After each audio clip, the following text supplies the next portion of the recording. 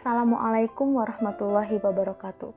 Salam sejahtera bagi kita semua. Perkenalkan, nama saya Amalia Febriana dan teman saya Vina Kamalia. Kami dari Program Pendidikan Guru Sekolah Dasar atau PGSD.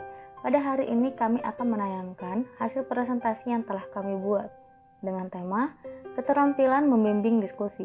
Pembahasan pertama akan disampaikan oleh saya, lalu nanti disambung dengan teman saya. Baik, langsung saja ke materi. Pembahasan yang pertama adalah ada pengertian diskusi.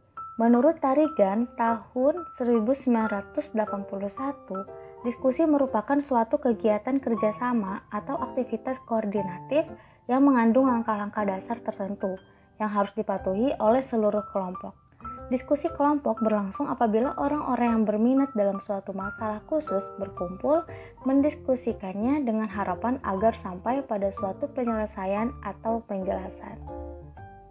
Depdikbud merumuskan pengertian diskusi kelompok adalah siswa melaksanakan diskusi dalam kelompok-kelompok kecil di bawah pimpinan guru atau temannya untuk berbagi informasi, memecahkan masalah, atau mengambil keputusan. Ada pula faktor yang mengartikan diskusi kelompok. Yang pertama, proses pembicaraan yang teratur.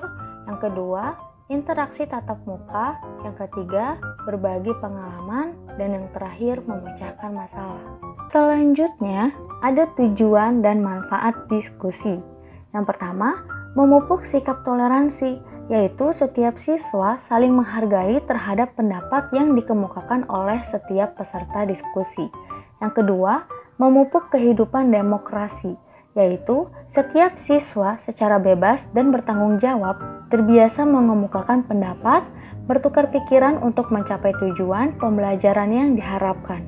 Yang ketiga, mendorong pembelajaran secara aktif, yaitu siswa dalam membahas suatu topik pembelajaran tidak selalu menerima dari guru, akan tetapi melalui kerjasama dalam kelompok siswa belajar mengembangkan kemampuan berpikirnya, belajar memecahkan masalah. Dan yang terakhir, ada menumbuhkan rasa percaya diri, yaitu dengan kebiasaan untuk berargumentasi yang dilakukan antar sesama teman dalam kelompok diskusi akan mendorong keberanian dan terbinanya rasa percaya diri siswa untuk mengajukan pendapat maupun mencari solusi pemecahan. baik. Penjelasan materi selanjutnya akan dilanjutkan oleh Vina Kamalia. Baik, saya Vina Kamalia akan melanjutkan selanjutnya, yaitu keterampilan membimbing diskusi kelompok kecil. Membimbing diskusi kelompok berarti suatu proses yang teratur dengan melibatkan kelompok peserta didik dalam interaksi tatap muka kooperatif yang optimal dengan tujuan berbagai informasi atau pengalaman mengambil keputusan yang dilakukan dalam suasana terbuka. Diskusi ini harus ada dalam proses pembelajaran karena memudahkan guru untuk membina dan mengarahkan siswa dalam melakukan pembelajaran. Tujuannya adalah untuk memecahkan masalah bersama dilakukan secara langsung atau tatap muka.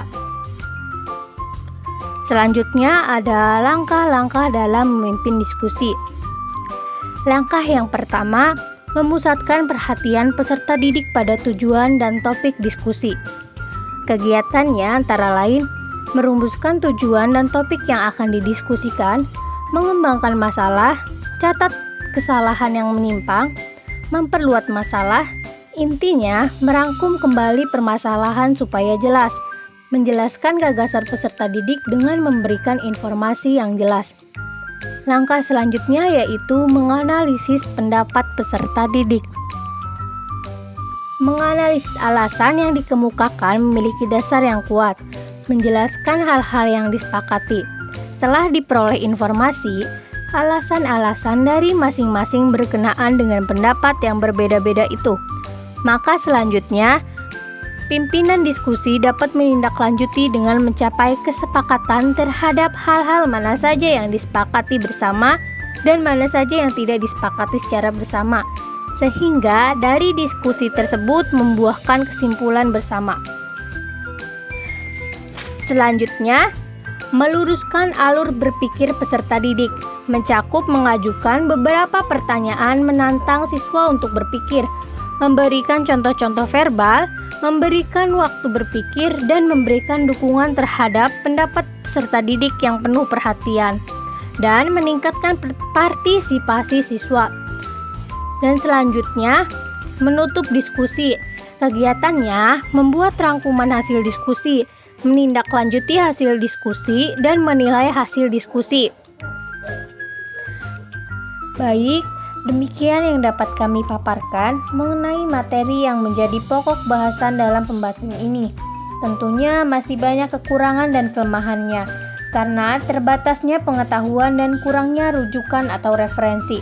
Dari kami berharap para pembaca dan pendengar yang budiman dapat memberikan kritik dan saran yang membangun kepada kami demi sempurnanya materi ini. Semoga pembahasan ini berguna bagi kami, pada khususnya juga para pembaca dan pendengar yang budiman pada umumnya. Cukup sekian dari kami, kurang dan lebihnya mohon maaf. Wabillahi taufiq wal hidayah. Wassalamualaikum warahmatullahi wabarakatuh.